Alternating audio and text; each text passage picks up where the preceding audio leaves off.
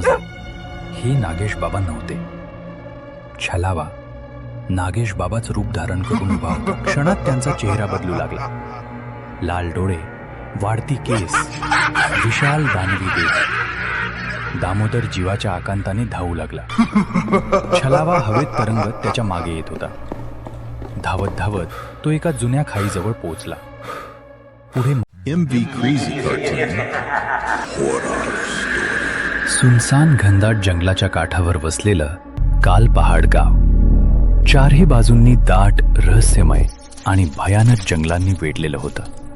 अमावस्येच्या काळ्या रात्रीनं गावावर अशी चादर पसरवली होती की जणू काळच थांबून बसला होता. दूरवरून फक्त जंगली कुत्र्यांचे भुंकणं आणि कोरड्या पानांची थरथरणारी सळसळ जंगलाला आणखी भेसूर करीत होती. त्या ओसाडीत एक लहानसं कच्चं घर होतं. दामोदर आणि त्याची बायको लतिका तिथे राहत होते. त्या रात्री दामोदर जंगलात लाकूड आणायला निघणार होता. लतिका त्याला घाईघाईनं थांबवत म्हणाली, ऐका हो, आज जाऊ नका. अमावस्येची रात्र आहे. मन फार घाबरलंय. हवा विचित्र झालीये. काही अनर्थ होईल असं वाटतं. घाबरतेस? मी रोज जातो ना.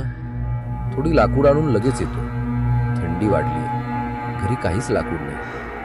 आज नाही गेलो तर रात्र कशी जाईल? लतिकाच्या विनवण्या असूनही दामोदर थांबला नाही. त्याने तीक्ष्ण कुऱ्हाड हातात घेतली.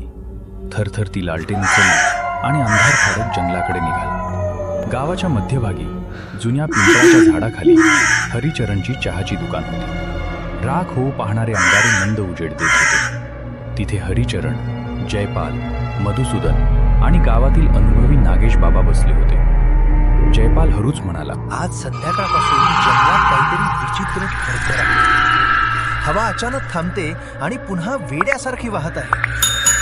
काहीतरी भयानक वाटत आहे. तेवढ्यात नागेश बाबा गंभीर आवाजात म्हणाले, अमावस्येच्या रात्री छलावा सर्वात जास्त अस्वस्थ असतो. हवेचा रूख विनाकारण बदलला की समजायचं रात्री कोणीतरी जाग आहे. तेवढ्यात अचानक दुकानापासून दूर अंधारात एक हलका डोलणारा उजेड दिसला. तो बघा दामोदर, यावेळेला कुठे चालला? लालटेनच्या पिवळ्या उजेडात त्याच्या चेहऱ्यावर भीतीदायक सावल्या पडत होत्या. सगळ्यांनी एकदम सावध होऊन त्याला थांबवलं. अरे दामोदर, आज जंगलात जाऊ नकोस. अमावस्येच्या रात्री जंगलात काहीतरी भटकतंय. पण दामोदर हट्टीपणे म्हणाला, मला जाणं भाग आहे. थोडीच लाकडं घेऊन लगेच परततो. तेवढ्यात एक बर्फासारखी थंड झुळूक वाहून गेली आणि कोणाचंही काहीच न ऐकता तो तिथून पुढे जंगलात निघून गेला. गावाच्या सीमेजवळ पोहोचताच जंगलाने आपलं काळं तोंड उघडलं. अंधार एवढा दाट होता की श्वास घेणं सुद्धा जड झालं. अचानक दामोदरच्या नजरेत एक काळी सावली दिसली. ती एका उंच झाडावरून हळूहळू खाली सरकत होती. मानवी चाल, पण देह जणू धुरासारखा हलणारा. दामोदरचा घसा कोरडा पडला. तो थरथरत म्हणाला, कोण आहे? कोण आहे तिथे? सावली समोर थांबली ये. आणि मग त्याच्याकडे परत येऊ लागली. चेहरा जवळ आला आणि दामोदर दचकला. ती तर लतिका होती, पण तिचा आवाज लतिकेसारखा नव्हता. तो एखाद्या जंगलातल्या पोकळ गुहेतून येणाऱ्या आवाजासारखा होता. चल चल, माझ्यासोबत चल. ही रात्र ठीक नाही. दामोदर मागे सरकला आणि त्याच्या डोळ्यासमोर ती आकृती धुरासारखी विरून गेली. भीती दाबत दामोदर जंगलात पुढे गेला. तेवढ्यात मागून हसण्याचा आवाज आला. तो वळला. तिथे कोणीच नव्हतं. पण क्षणभरात नागेश बाबा तिथे समोर उभे होते. दामोदर, रात्र कधी थांबवत नाही. ती तर बोलावते आणि ज्याला रात्र बोलावते तो परत कधीच येत नाही. दामोदरला समजलं, हे नागेश बाबा नव्हते. छलावा नागेश बाबाच रूप धारण करून उभा होता. क्षणात त्यांचा चेहरा बदलू लागला.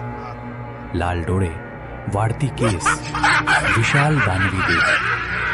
दामोदर जीवाच्या आकांताने धावू लागला. छलावा हवेत तरंगत त्याच्या मागे येत होता. धावत धावत तो एका जुन्या खाईजवळ पोहोचला. पुढे मार्ग नव्हता. छलावा त्याच्या समोर उभा राहिला आणि क्षणात त्याने दामोदरचं रूप धारण केलं. आता दोघेही एकसारखे, अस्सल आणि बनावट यांच्यात फरक नाही. छलावा हसत म्हणाला, आता तुझी पत्नीही मला ओळखू शकणार नाही. दामोदरच्या हातात लालटेन होती. त्याला आठवलं, छलावा उजेडाला घाबरतो, उजेड त्याला जाळतो. त्याने लालटेन छलाव्याकडे फेकली. लालटेन अचानक तेजोमय झाली. छलाव्याचा आकार थरथरला. तो जळल्यासारखा तडफडू लागला आणि धुरासारखा अदृश्य झाला.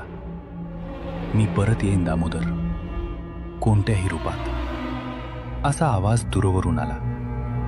रात्रीचे 3:30 वाजले होते. लालटेन पेटली होती. अंधार चहूबाजूंनी पसरला होता. दमलेला दामोदर एका झाडाखाली बसला. आज इथंच थांबतो. पहाट झाली की मार्ग सापडेल म्हणून घाबरून तिथंच झोपला. घरी लतिका संपूर्ण रात्र जागी होती. दार उघड, डोळे रस्त्याकडे. कसली ही रात्र रे देवा. ती कुजबुजत राहिली. पहाट होताच ती गावकऱ्यांना घेऊन जंगलात गेली. काही अंतरावर एका झाडाखाली दामोदर गाढ झोपलेला दिसला. त्याला उठविताच तो थरथरत म्हणाला, देवा वाचवलंच रे मला. किती विचित्र गोष्टी घडल्या. ती सावली, लतिका तुझाच रूप, छलावा माझंच रूप घेऊन माझ्यासमोर उभा होता. गावकरी स्तब्ध झाले.